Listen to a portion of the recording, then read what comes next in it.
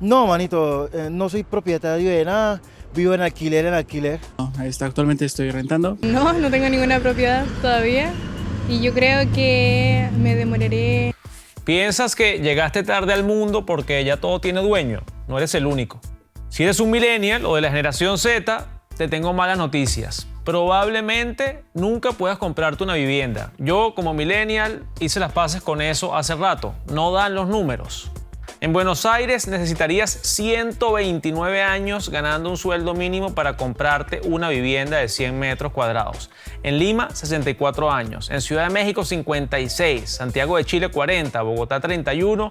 Y Quito, 22. Y es que los millennials y la generación Z suelen ser más pobres que sus padres, y no precisamente porque sean una generación de cristal que no quiere trabajar ni sabe ahorrar, como dicen por ahí.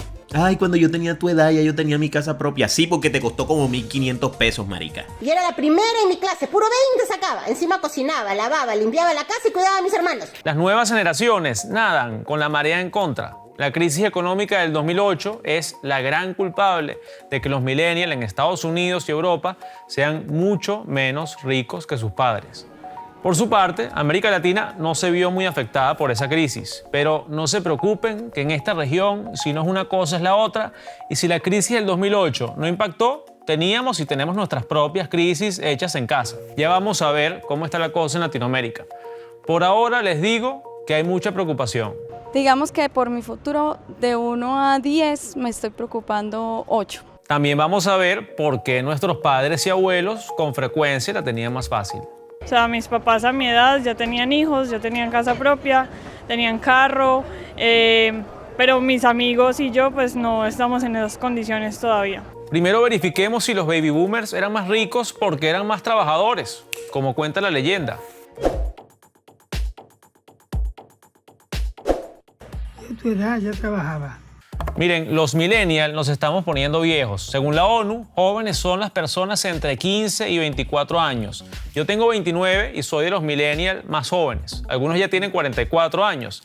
Esta generación nació entre 1981 y 1996. Los millennials nacimos en plena revolución del Internet y éramos niños o adolescentes cuando pasó el atentado del 11 de septiembre en Estados Unidos. En cambio, los baby boomers hoy tienen entre 61 y 79 años. Su nombre viene de la explosión de natalidad que hubo después de la Segunda Guerra Mundial, que los convirtió en la generación más numerosa de la historia, al menos según estadísticas existentes. Vivieron la contracultura de los 60 y 3 décadas de prosperidad económica y pleno empleo, la llamada edad de oro del capitalismo. Entre los baby boomers existe el cliché de que los millennials son una generación de cristal, flojos, quejones, indisciplinados, hedonistas, hipersensibles, etc. Pero la verdad es que los millennials no la han tenido fácil. Entre 2007 y 2008 sufrieron la peor crisis económica desde la Gran Depresión de 1929. Cierres de empresas, despidos masivos, embargos hipotecarios.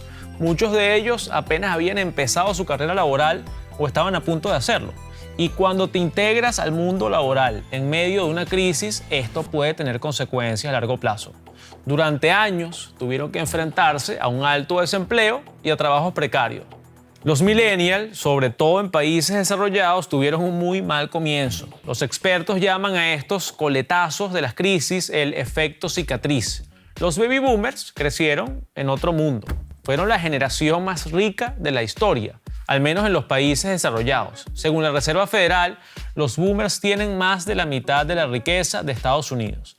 Le siguen los nacidos entre 1965 y 1980, la generación X, con más de un cuarto de la riqueza. Y después, la generación silenciosa, que se acerca ya a su final, ya que nacieron entre 1928 y 1945 y han reducido su participación hasta algo más de una décima parte. Por último, encontramos a los millennials, con menos de una décima parte. Según varios estudios en Estados Unidos y Europa, los millennials serán la primera generación en la historia contemporánea que vive peor que sus padres, así como la más desigual. Yo a los 28 tenía 4 hijos y hacía carnes asadas todos los domingos. Según el Instituto McKinsey Global, los ingresos de los hogares en países avanzados dejaron de crecer en 2005. Desde entonces han caído en el 70% de los casos. The Guardian llegó a decir que es la primera vez en la historia industrial, fuera de guerras o desastres naturales, que los ingresos de los adultos jóvenes han caído tanto en comparación con el resto de la población. El centro PEW señala que los millennials tardan más en independizarse, son más propensos a seguir viviendo con sus padres. Pero todos estos diagnósticos miran hacia el norte, hacia los países ricos. ¿Y América Latina? ¿Qué tanto afectan los problemas del primer mundo a una región que de toda la vida tiene 1001 problemas?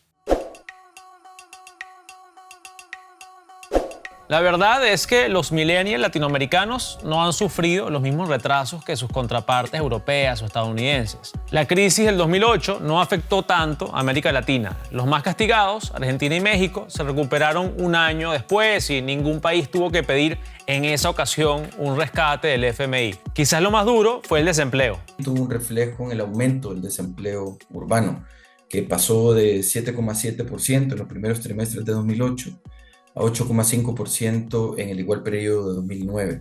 En el caso de las personas jóvenes, que sabemos el empleo juvenil es altamente sensible a los ciclos económicos, pues tienden a ser los primeros en salir del mercado laboral cuando el ciclo es recesivo, y en la recuperación son quienes tienen mayores dificultades para retornar al mercado de trabajo. En el caso de América Latina y el Caribe, la tasa de desocupación pasó de 14,2% a cerca del 16%. Hasta hace pocos años era común pensar que podrías vivir mejor que tus padres. América Latina no tuvo un boom económico en la posguerra comparable al de Estados Unidos o Europa. Las generaciones anteriores habían tenido peores oportunidades y el futuro, aunque no brillante, sí se auguraba mejor.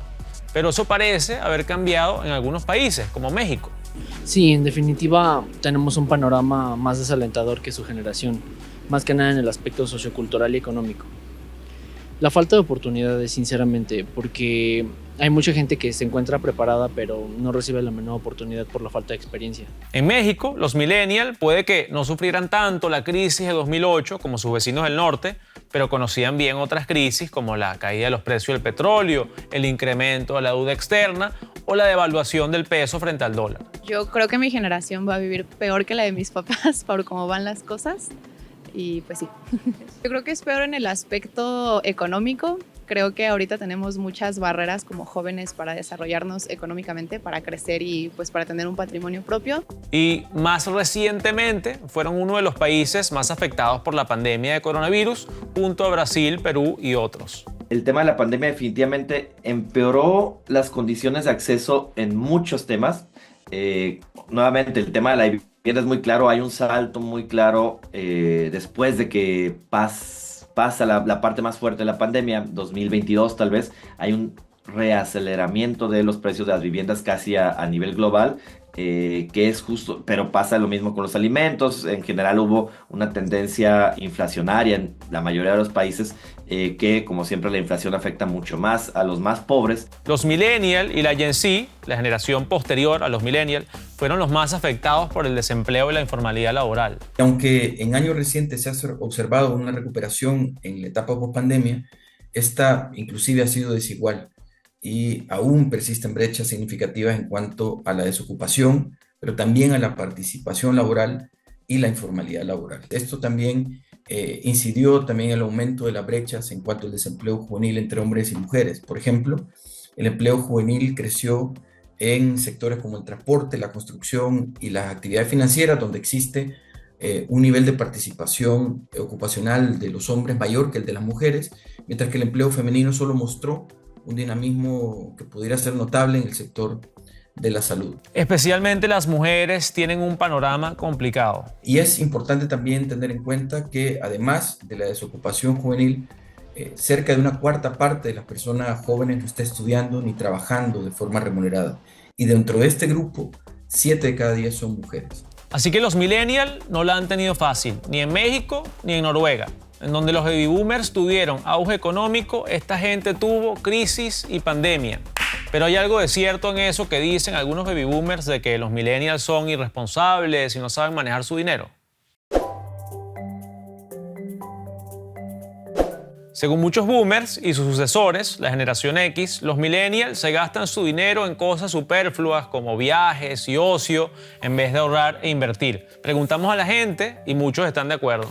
Yo creo que la juventud está derrochando muchas veces no solo el dinero, sino también el tiempo, recursos tan importantes como la energía. Siento que los jóvenes principalmente gastan una gran cantidad de su dinero en ocio. Creo que algunos jóvenes no ahorramos lo suficiente para comprar vivienda, preferimos gastar en cosas más de la hora, como algún vehículo, salidas con amigos, viajes, juegos o experiencias del ahora, del ya. Y aunque quizás los millennials sí gastan más en ocio, esta no es la razón principal por la que están peor parados que los boomers. Pero es una generación a nivel mundial que no tiene ni la tecnología de la generación de abajo, pero tampoco contamos con toda esta parte o este apoyo o esta longevidad de los trabajos como la generación de arriba. Si tú ganas un sueldo mínimo que apenas te da para comer en un restaurante muy de vez en cuando, ¿cuál casa vas a comprar? Aunque ahorraras y ahorraras, el resultado final tampoco daría para mucho. Hay incluso una tendencia que se hizo internacional, empezó hace cerca de 10 años con un inversionista inmobiliario en Australia que decía que justo los jóvenes no podían pagar una vivienda porque gastaban mucho, digamos, porque diariamente compraban un café de Starbucks. Y obviamente pues es falsa, ¿no?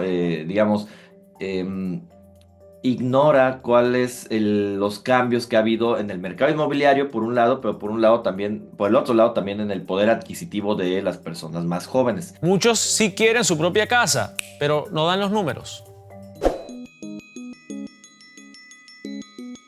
Es obvio que no tengo casa propia. Por las decisiones que tu generación tomó, no tengo casa propia. Comprarte una casa es una inversión y una forma de proteger tus ahorros. También puede hacerte sentir seguro y estable, sobre todo en países que no tienen grandes sistemas de protección social, como son los países latinoamericanos. Así que es lógico que muchos quieran una casa, pero cada vez menos personas lo logran.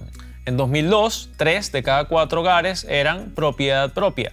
20 años después, son 2 de cada 3. Y el porcentaje de arrendatarios ha subido a 1/5. No, actualmente no. Actualmente estoy rentando, pero no soy propietario de una vivienda. Me gustaría bastante. A veces pienso que si es dentro de la ciudad o tal vez... Veamos el ejemplo de México. En la Ciudad de México, el precio mediano de las viviendas, es decir, el precio mediano de las viviendas es 4 millones de pesos. Más o menos tienes que pagar 40,000 pesos al mes por una vivienda de 4 millones de pesos, y para que te preste el banco por una vivienda por un préstamo de 40,000 pesos al mes tienes que ganar 120,000 pesos al mes. Y en la Ciudad de México solamente el 4% de las personas en general y solo el 2% de las personas más jóvenes ganan este salario suficiente para pagar una vivienda de este precio. Son casi $200,000 por una propiedad. Y es que comprar una vivienda es casi imposible cuando los salarios no crecen al mismo ritmo que los precios. Entre 2016 y 2022, los ingresos por trabajo en México crecieron tan solo un promedio del 2,5%, mientras que el precio medio de la vivienda aumentó casi un 57%. Entonces, no es que los mexicanos jóvenes sean unos impulsivos que van por ahí gastando toda su plata recorriendo el mundo, es que nadan con la marea en contra. En México básicamente no existe vivienda pública, como existe educación pública, como existe salud pública. No hay vivienda que tal cual sea propiedad del Estado y que uno pueda acceder a ella de distintas maneras. Y por el otro lado está el tema de la desregulación del mercado. Es decir, que básicamente el mercado en México opera bajo las supuestas leyes del mercado, que en realidad está operando pues más bien bajo la voluntad de los capitales más grandes inmobiliarios y sin ningún tipo de regulación estatal. Además, América Latina en general arrastra problemas endémicos. Hay 3 veces más jóvenes que adultos desempleados y de los que trabajan el 60% tiene trabajos informales, lo que limita el acceso a empleos de calidad y buenos salarios. Además, muchos jóvenes entran al mercado laboral sin la preparación necesaria. Es importante destacar que existe falta de experiencia y acumulación de trayectoria laboral. Y esto es importante destacarlo porque hay una segmentación del mercado de trabajo. Es decir, que la contratación de jóvenes a menudo se concentra en sectores de baja productividad donde los salarios tienden a ser mucho menores. Así que la mayoría de la gente joven tiene que rentar y a veces ni siquiera eso. Los alquileres están subiendo astronómicamente en muchos lugares, especialmente en las grandes ciudades. La mayoría de los asesores financieros recomiendan no gastar más del 30% del salario en tu alquiler. Pero en Ciudad de México, una investigación del banco BBVA encontró que en promedio los millennials gastan más de la mitad. Y eso es si les alcanza para alquilar. Como ya vimos en un episodio de Cómo te afecta, los latinoamericanos se independizan de sus padres relativamente tarde. Pero al final del día el salario promedio en México no ayuda para el encarecimiento que se vive dentro de la capital. A todas estas hay excepciones, claro. Logré comprar mi primera vivienda a los 27 años. Hice unos negocios con algunas empresas fuera del país y con ayuda de algunos familiares logré conseguir el dinero necesario para no depender de un banco. Tengo como un año que adquirí mi casa, pero sí fue un reto impresionante definitivamente.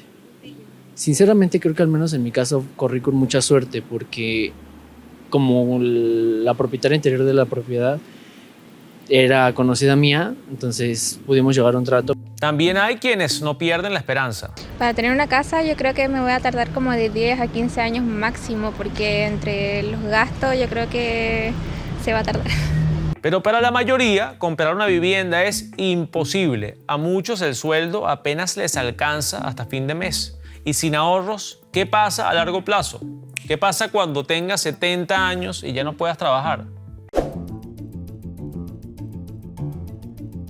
Me preocupa tanto porque no tengo una estabilidad, un trabajo bueno en el cual pues tenga un futuro para poder pensionarme.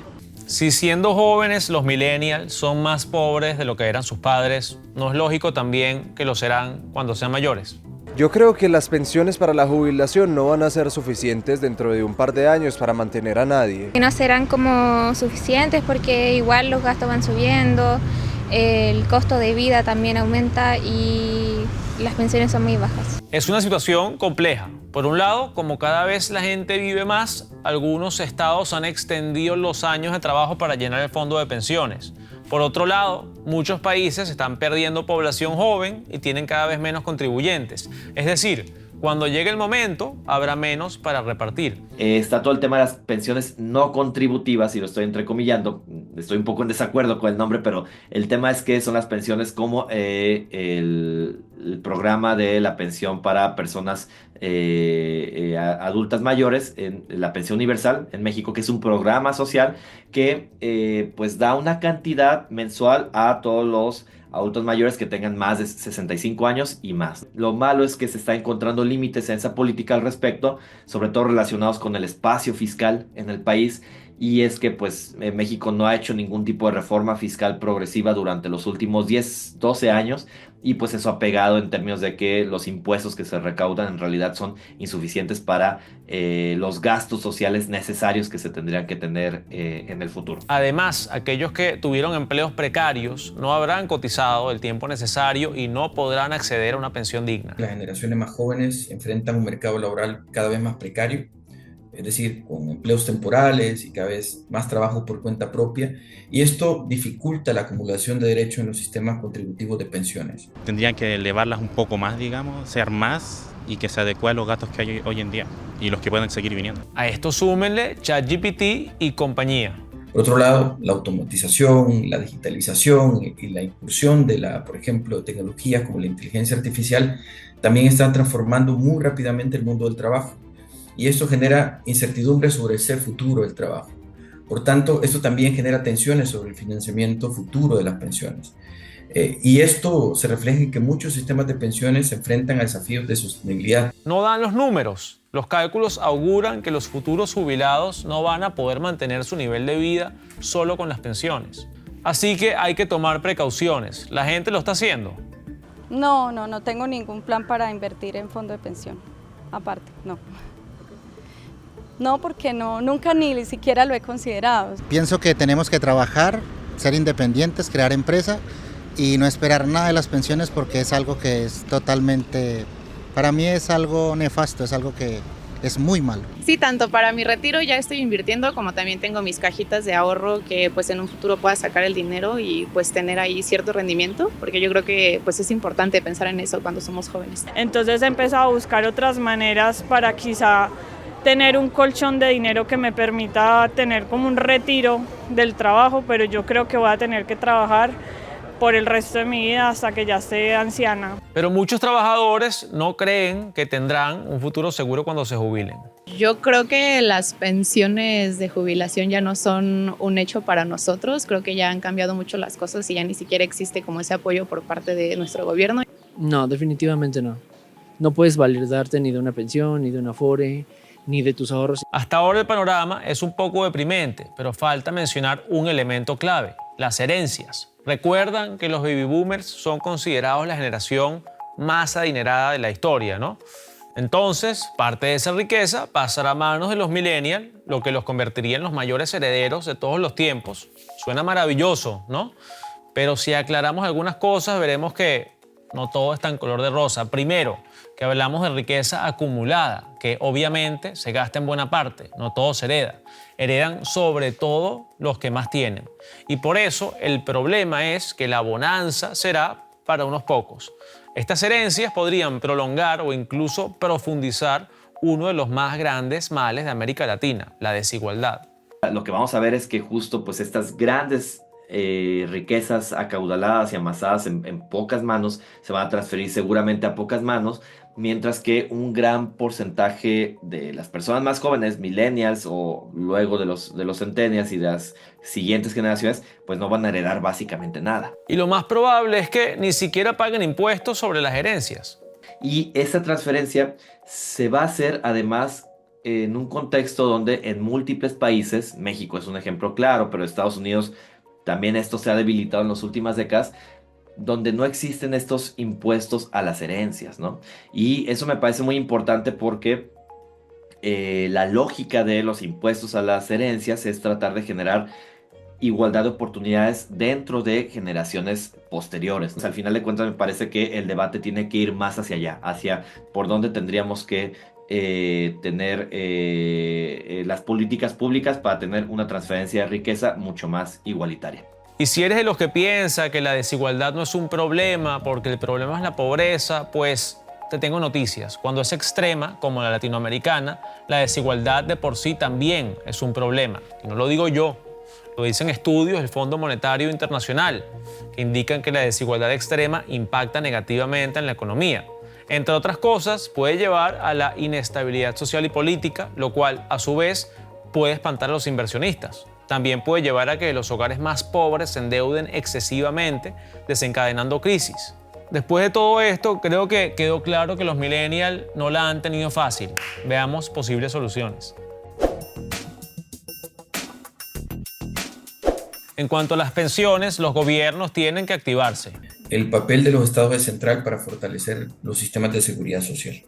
En esto, la OIT aboga por el diseño y desarrollo de sistemas de seguridad social universales e inclusivos, que estén basados en la solidaridad y también el financiamiento colectivo, y que garanticen una protección adecuada para todos, independientemente del vínculo laboral de la persona. Los gobiernos también tienen que impulsar políticas de empleo sostenible, no como simple asistencialismo, sino para generar trabajos dignos y estables. Solo así los más jóvenes podrán sumar años de cotización y aspirar algún día a una jubilación real dentro de la seguridad social. La gente, los ciudadanos, también tienen que poner de su parte. No todo depende del Estado. El llamado estado de bienestar es frágil y confiar ciegamente en que resolverá el futuro es, hoy por hoy, un lujo que no podemos darnos. Y en el fondo, América Latina sigue teniendo una deuda con la juventud: romper el ciclo de la informalidad y garantizar empleo de calidad. De poco sirve que exista la seguridad social si no hay una población productiva que la nutra. Se requiere, para comenzar, de un enfoque integrado que contemple acciones en varios ámbitos. Por ejemplo, acciones para incentivar la contratación formal. Y en esto, por ejemplo, medidas como subsidios al empleo juvenil. También es fundamental fortalecer la educación y la capacitación.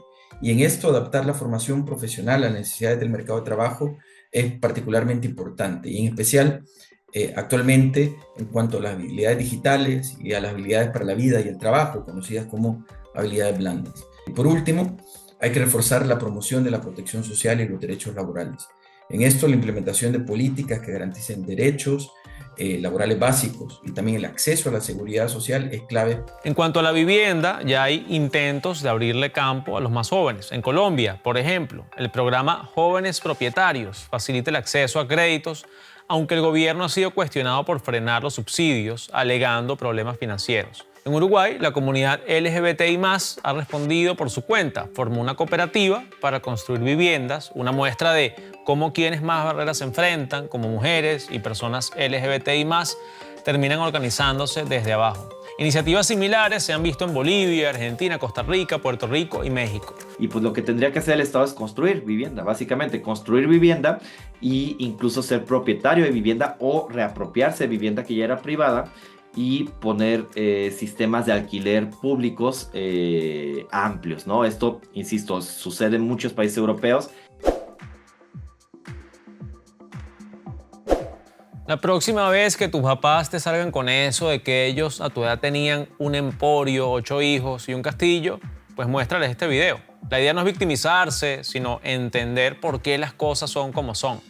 Hasta la semana que viene. Adiós.